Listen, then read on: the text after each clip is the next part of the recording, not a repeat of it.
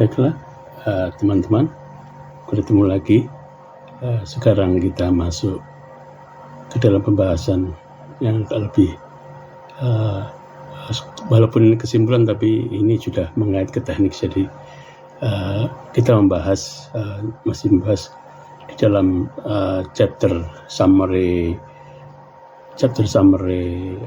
nomor 2, yaitu variety of folk, dan di dalam item pokok bahasan yang kedua, yaitu how to respond to common cause and special cause. Jadi setelah kita melakukan pengukuran, bagaimana kemudian kita menanggapi, kita bereaksi atau kita mengambil aksi terhadap common cause dan variasi normal yang terjadi, atau ada special cause dengan variasi yang abnormal yang terjadi di atas UCL atau di bawah UCL, atau ada kecenderungan lain. Nanti kita bahas satu persatu dengan contoh aja nanti supaya agak bisa paham aplikasinya. Jadi kita akan membahas how to respond, tapi jangan lupa juga kita nanti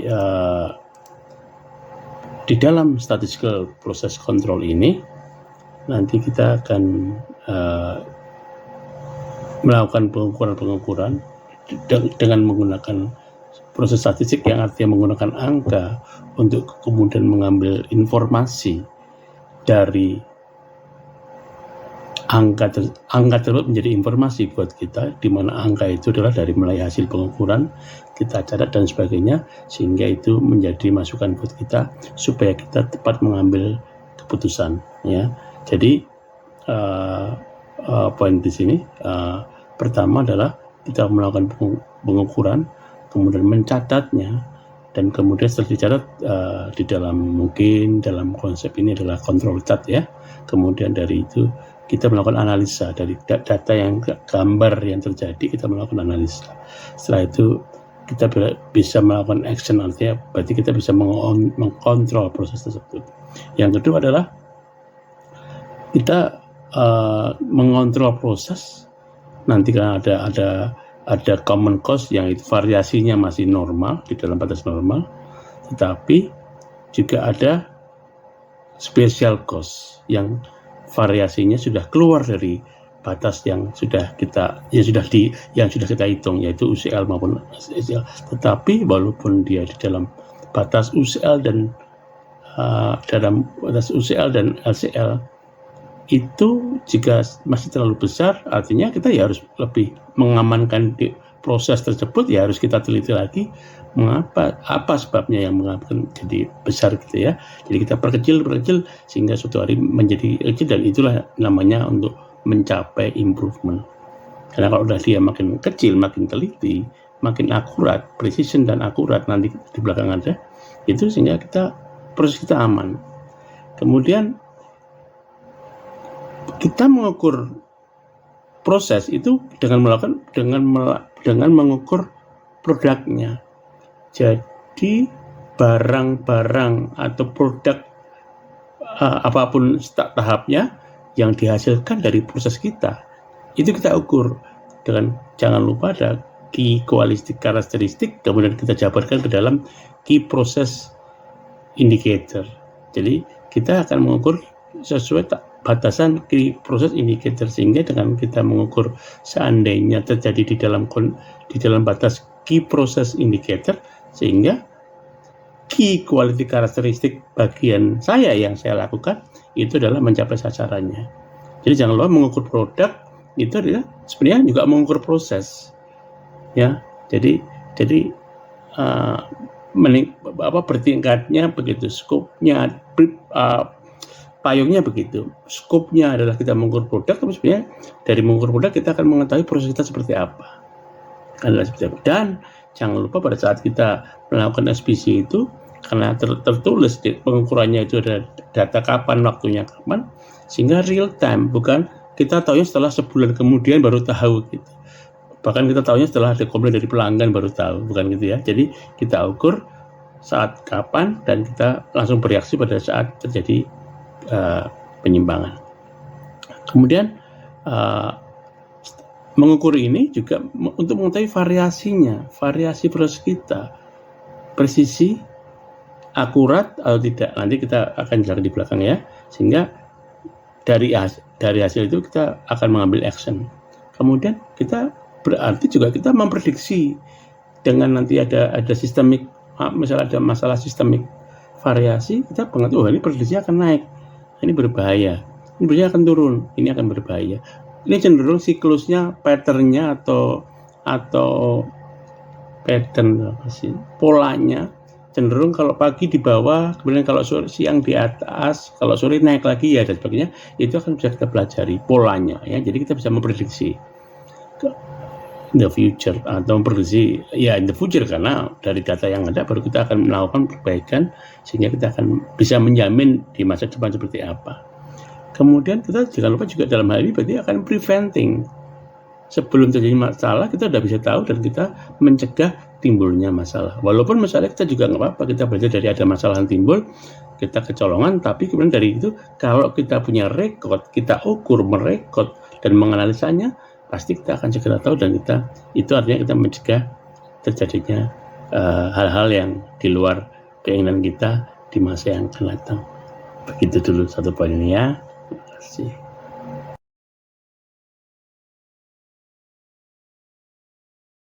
Kemudian kita membahas control chart. Jadi dalam statistical process control itu kemudian memang kita dibantu dengan di lapangan itu nanti ada 7 basic QC tools gitu ya, yang diperkenalkan oleh Tuan Siwot. Tuan Siwot adalah gurunya itu Pak Deming, dan Pak Deming kemudian menggunakan konsepnya Tuan Siwot tadi untuk kemudian memahami proses dan memahami garis besar pekerjaannya, dan itulah kemudian yang dibawa oleh Tuan Deming di tahun 1950 ke Jepang dalam rangka mengajar para CEO ya.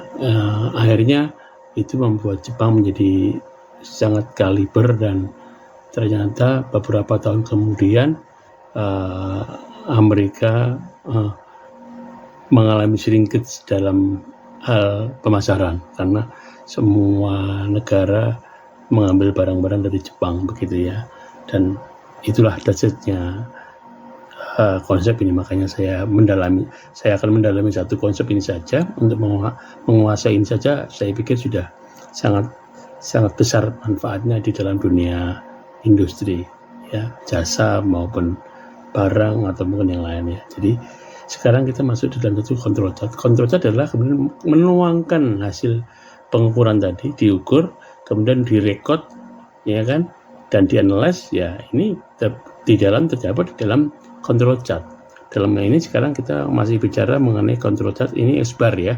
S-bar jadi hasil pengukuran. S-bar itu adalah X dengan dikasih tanda bar atasnya adalah X rata-rata. Jadi artinya dari semua hasil pengukuran yang sudah kita lakukan misalnya dalam jangka waktu berapa, kita harus menentukan dari tanggal 1 sampai tanggal 20, tanggal 1 sampai tanggal 31, itu kita tuangkan di dalam, sehingga data itu akan terjelas dari mana asalnya ya. Misalnya ini data yang ada seperti ini ya, itu ada nanti dari data yang ada terjadilah kemudian batas atas dan batas bawah. Jadi batas atas dan batas bawah ini bukan dari spesifikasi yang kita tentukan ya. Kita belum ngomong quality karakteristik, kemudian kita transfer ke dalam bentuk key proses indicator, belum ya. Ini baru ngomong dari data yang ada, penyebaran kita ada di mana. Itulah kemudian muncul distribusi normalnya seperti apa. Distribusi juga belum tentu normal, bisa jadi skewness kanan, skewness kiri, atau miring ke kanan gitu ya, atau miring ke kiri. Itu nanti karena antara mean dan median berbeda tempat ya, nanti lagi lah itu ya. gitu. Nah, ini kita ngomong control chart dulu. Jadi setelah kita tahu rentangan bawah dan batas bawah dan batas atas, dan data kita ada di mana, di tengah-tengahnya ada min, di dalam data itu, itulah namanya data kita, variasi kita tampak di sini adalah contoh di sini, variasi kita itu di dalam batas dari batas bawah sampai batas atas, sehingga bisa dikatakan variasi kita stable. Dan seandainya variasi itu rata-ratanya masih tetap min yang sama, tapi dia agak lebih membesar gelombangnya, amplitudenya atau apa ya, naik turunnya, ya up and down-nya agak lebih lebar gitu, artinya di situ adalah kepresisiannya, ya, kepresisiannya atau range-nya terlalu besar, sehingga dia naik turunnya agak lebih besar dibandingkan yang kecil. Kalau ini misalnya kecil, nanti bisa dia besar lagi, berarti dia agak lebih bervariasi. Itulah namanya kepresisian dan atau dispersinya terlalu lebar, sehingga walaupun dia agak melebar tetapi tidak keluar dari batas atas dan batas bawah, itu masih dikatakan stable. Jadi misalnya rata-ratanya sama-sama kemarin pH 5, tetapi rentangnya bisa dari pH-nya 8 sampai pH-nya 3 gitu, dibandingkan dengan rata-ratanya 5, tapi pH yang naik adalah 6 sama 4. Berarti kan akan 6 sama 4 akan seperti ini kecil toh. Tapi begitu dia 8 sama 3, dia akan lebih besar melebar, walaupun rata-ratanya sama, mungkin batas atasnya dan batas bawah masih masuk, karena dari perhitungan itu bisa dikatakan lebih bagus yang lebih teliti, lebih presisi, sehingga itulah gunanya improvement, itulah gunanya data. Jadi selama data kita ada dalam batas LCL dan UCL, bisa dikatakan proses kita masih stabil, tidak mengalami hal-hal yang menyimpang gitu ya. Jadi kontrolnya ada di situ dulu. Jadi nanti akan ngomong spesifikasi sama ini statistik proses kontrol, ada UCL, LCL. Nanti bedain di mana, nanti kita lihat ya. Begitu. Terima kasih. Baiklah teman-teman, di dalam kontrol chart yang ini, kalau kita tadi mengacu hanya pada UCL dan LCL, ini semua data bervariasinya masih di dalam batas UCL dan LCL. Tetapi kenapa saya katakan masih common cost sebenarnya? Karena barang-barang yang dihasilkan, dan ini kan sebuah proses. Dari proses tadi akan menghasilkan produk-produk yang diolah dalam proses tadi.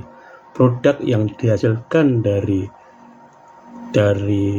variasi yang terjadi oleh proses yang dikategorikan masih di dalam kontrol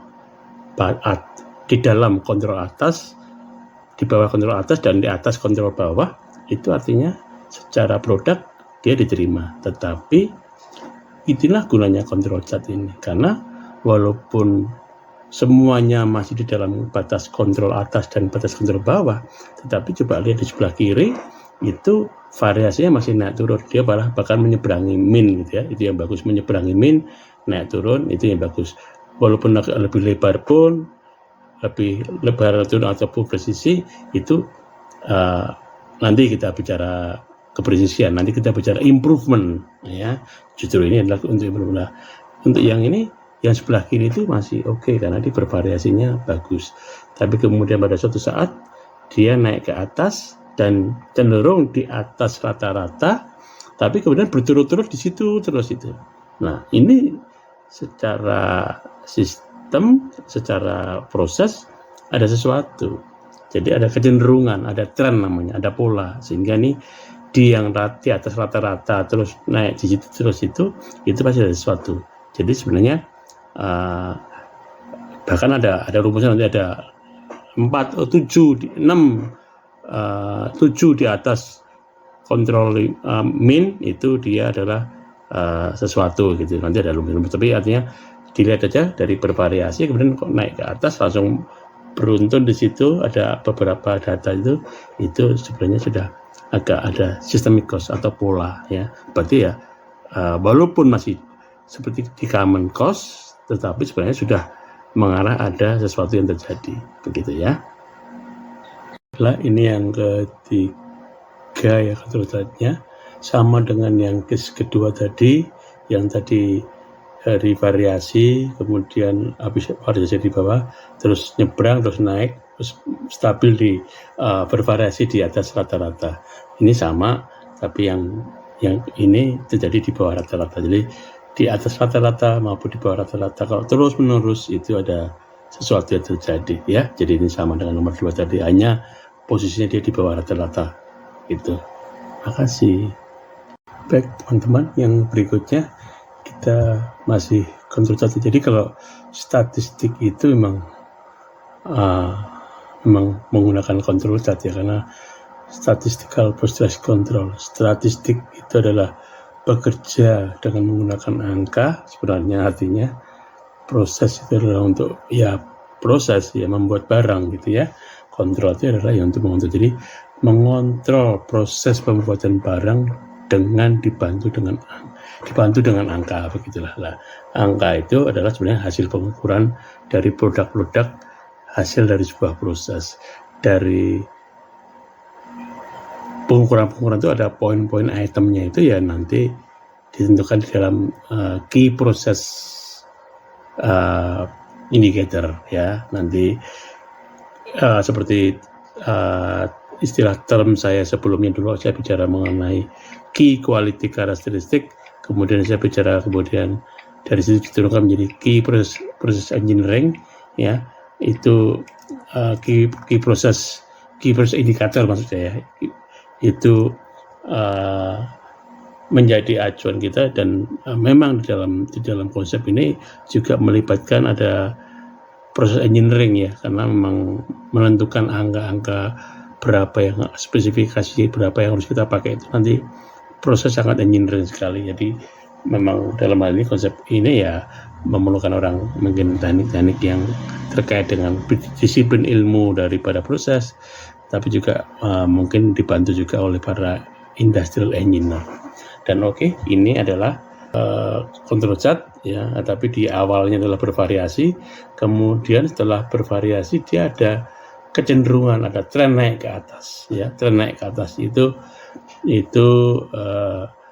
di sini dia bilang bahkan 7 consecutive point, ada 7 pengukuran yang berurutan ya. Kalau dia tuh nggak berurutan, naik turun nggak berurutan ini naik terus berurutan ya. Terus habis naik tadi habis itu di atas rata-rata terus itu ya berurutan gitu.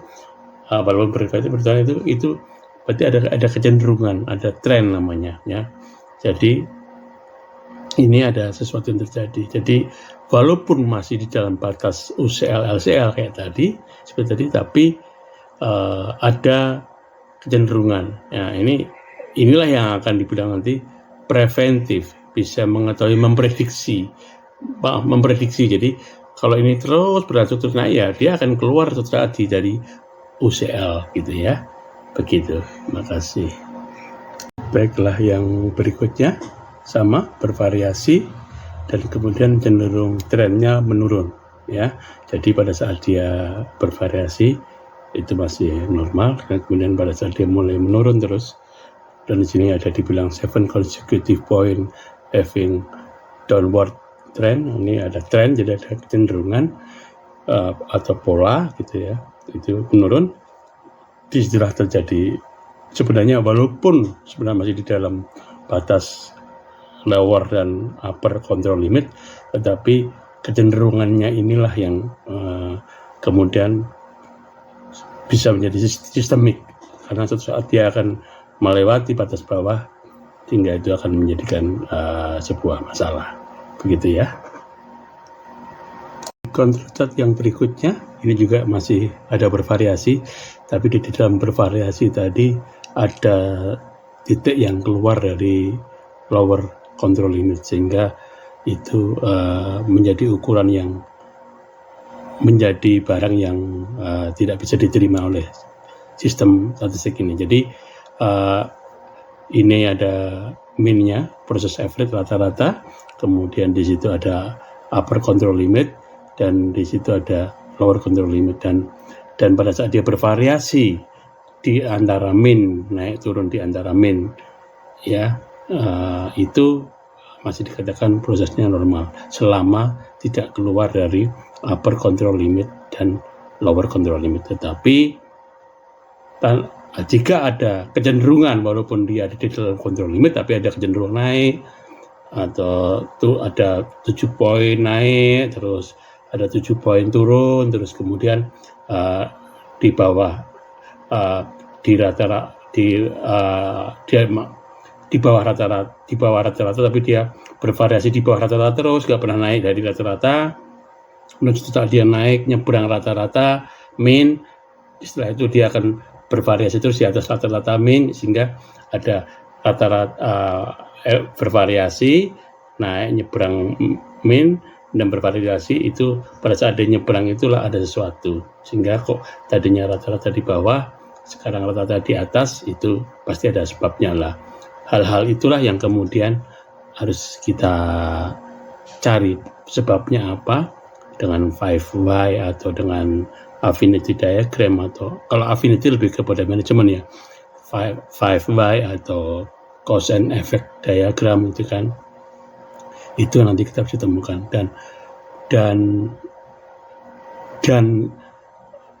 itulah letaknya improvement di situ. Nanti kalau bervariasi yang terlalu besar sehingga masih ada masih riskan ya, tidak menjadikan aman buat kita, mungkin nanti kita akan perkecil lagi, kita temukan apa sebabnya kok bervariasi terlalu besar gitu ya. Kita temukan lagi sehingga saudara kalau bisa dia bervariasi tapi di dalam batas yang kecil yang menjadi aman begitu.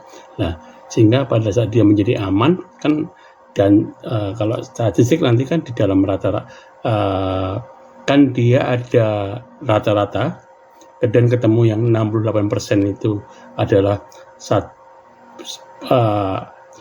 satu standar deviasi di atas rata-rata sampai satu standar deviasi di bawah rata-rata, itu adalah 68%.